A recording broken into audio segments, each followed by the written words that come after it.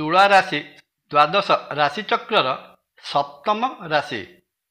ବୈଦିକ ଜ୍ୟୋତିଷ ଶାସ୍ତ୍ର ଅନୁସାରେ ଶୁକ୍ର ମହାଗ୍ରହ ତୁଳା ରାଶିର ଅଧିପତି ହୋଇଥାନ୍ତି। ତୁଳା ରାଶି ପାଇଁ 2025 ମସିହା ଫେବୃଆରୀ ମାସର ମାସିକ ରାଶିଫଳ ଜାଣିବା।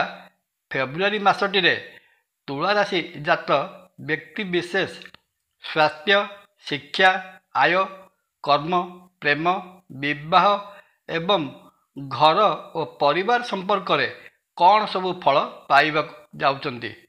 ମାସର ଆରମ୍ଭରେ ତୁଳା ରାଶିର ଅଧିପତି ଶୁକ୍ର ମହାଗ୍ରହ ଷଷ୍ଠ ଭାବ ନିଜ ଉଚ୍ଚସ୍ଥାନ ମୀନ ରାଶିରେ ରହିବା ବାହାରକୁ ପରାକ୍ରମୀ ଜଣାପଡ଼ିଲେ ମଧ୍ୟ ରାହୁ ମହାଗ୍ରହ ମୀନ ରାଶିରେ ଅବସ୍ଥାନ କରିଥିବାରୁ ସ୍ୱାସ୍ଥ୍ୟଗତ ସମସ୍ୟା ପ୍ରଦାନ କରିପାରନ୍ତି। ତୁଳା ରାଶିର ଅଷ୍ଟମ ଭାବରେ ବୃହସ୍ପତି ମହାଗ୍ରହ ଏବଂ ଦ୍ୱାଦଶ ଭାବରେ କେତୁ ମହାଗ୍ରହ ମଧ୍ୟ ସ୍ୱାସ୍ଥ୍ୟ ବିଗାଡ଼ି ଦେବାର ସମ୍ଭାବନା ରହିଅଛି। ତେଣୁ ଫେବୃଆରୀ ମାସରେ ଖାଦ୍ୟ ବଦହଜମିରୁ ପେଟ ଯନ୍ତ୍ରଣା, ଗ୍ୟାଷ୍ଟ୍ରିକ୍ ଅଲସର, ଚକ୍ଷୁ ରୋଗ ଓ ମାନସିକ ଦୁଶ୍ଚିନ୍ତା ଭଳି ସମସ୍ୟା ପ୍ରଦାନ କରିବାର ବହୁତ ସମ୍ଭାବନା ରହିଅଛି। ଏହିସବୁ ରୋଗର ଉପସର୍ଗ ଦେଖାଦେଲେ ଚିକିତ୍ସୀୟ ସହାୟତା ନେବା ଉଚିତ ହେବ। ତୁଳା ରାଶିର ପଞ୍ଚମ ଭାବ କୁମ୍ଭ ରାଶିରେ ଶନି ଅବସ୍ଥାନ କରି ଛାତ୍ରଛାତ୍ରୀମାନଙ୍କ ପାଠପଢ଼ାରେ ଆଳସ୍ୟପଣ ଆଣୁଥିବା ବେଳେ ମାସର ଦ୍ୱିତୀୟାର୍ଦ୍ଧରେ ରବି ଓ ବୁଧ ମକର ରାଶିରୁ କୁମ୍ଭ ରାଶି ପଞ୍ଚମ ଭାବକୁ ଆସିଲେ ଛାତ୍ରଛାତ୍ରୀମାନେ ଆଳସ୍ୟ ତ୍ୟାଗ କରି ଅବହେଳା କରିଥିବା ପାଠପଢ଼ାକୁ ତ୍ୱରାନ୍ୱିତ କରିବାକୁ ଚେଷ୍ଟା କରିବେ। ଅଷ୍ଟମ ଭାବ ବୃଷ ରାଶିରେ ଅବସ୍ଥାନ କରିଥିବା ଉଚ୍ଚ ଶିକ୍ଷାକାରକ ଗ୍ରହ ବୃହସ୍ପତି ନବମ ଦୃଷ୍ଟିରେ ତୁଳା ରାଶିର ପଞ୍ଚମ ଭାବ ଉପରକୁ ଦୃଷ୍ଟି ଦେବା ଛାତ୍ରଛାତ୍ରୀମାନଙ୍କୁ ଉଚ୍ଚତର ଶିକ୍ଷା ପାଇଁ ପ୍ରେରଣା ଦେବା ସଙ୍ଗେ ସଙ୍ଗେ କମ୍ପିଟେଟିଭ୍ ଏକ୍ଜାମ ବା ପ୍ରତିଯୋଗିତାମୂଳକ ପରୀକ୍ଷା ଦେବା ପାଇଁ ପ୍ରସ୍ତୁତ ହେଉଥିବା ଶିକ୍ଷାର୍ଥୀମାନଙ୍କୁ ସଫଳତା ପ୍ରଦାନ କରିବାର ଆଶା ବହୁତ ଅଧିକା ରହିଛି। ତୁଳା ରାଶିର ଆର୍ଥିକ ଅବସ୍ଥା ଫେବୃଆରୀ ମାସରେ ତଳ ଉପର ହେବା ଭଳି ରହିବ। ପଞ୍ଚମ ଭାବରେ ଥିବା ଶନି ଏବଂ ଅଷ୍ଟମ ଭାବରେ ରହିଥିବା ବୃହସ୍ପତି ତୁଳା ରାଶିର ଧନଭାବ ଉପରେ ଦୃଷ୍ଟି ଦେବା ଧନପ୍ରଦାୟକ ହେଉଥିବା ବେଳେ ଦ୍ୱାଦଶ ଖର୍ଚ୍ଚ ସ୍ଥାନରେ ଅବସ୍ଥିତ କେତୁ ଖର୍ଚ୍ଚର ପରିମାଣ ବଢ଼ାଇବା ସଙ୍ଗେ ସଙ୍ଗେ ବୃହସ୍ପତିଙ୍କର ନଜର ଏହି ଖର୍ଚ୍ଚର ପରିମାଣକୁ ମଧ୍ୟ ବହୁଗୁଣିତ କରିପାରେ।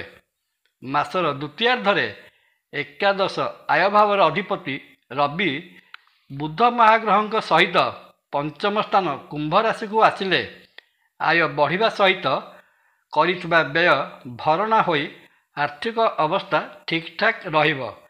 ତେଣୁ ଖର୍ଚ୍ଚ ଉପରେ ନିୟନ୍ତ୍ରଣ ରଖିପାରିଲେ ଆର୍ଥିକ ଦୃଷ୍ଟିରୁ ମାସଟି ବଳକା ମାସ ରୂପେ ସାବ୍ୟସ୍ତ ହେବ। ସପ୍ତମ ସ୍ଥାନର ଅଧିପତି ମଙ୍ଗଳ ନବମ ଭାବରେ ରହିବା ବ୍ୟବସାୟର ଅଭିବୃଦ୍ଧିକୁ ସୂଚାଉଛି। ଏହି ମାସରେ ଇଲେକ୍ଟ୍ରିକାଲ ଓ ଇଲେକ୍ଟ୍ରୋନିକ୍ସ, ଖଣିଜ ପଦାର୍ଥ, ଗୃହ ନିର୍ମାଣ ସାମଗ୍ରୀ ଓ ପ୍ରକାଶନ ଭଳି ବ୍ୟବସାୟ କରୁଥିଲେ ଆଶାନୁରୂପ ଲାଭ ପାଇବେ ନିଶ୍ଚିତ ଭାବରେ। ପ୍ରେମ ସମ୍ପର୍କରେ ଥିବା ତୁଳା ରାଶି ଜାତକଙ୍କ ପାଇଁ ମାସଟି ମଧ୍ୟମ ଧରଣର ରହିବ।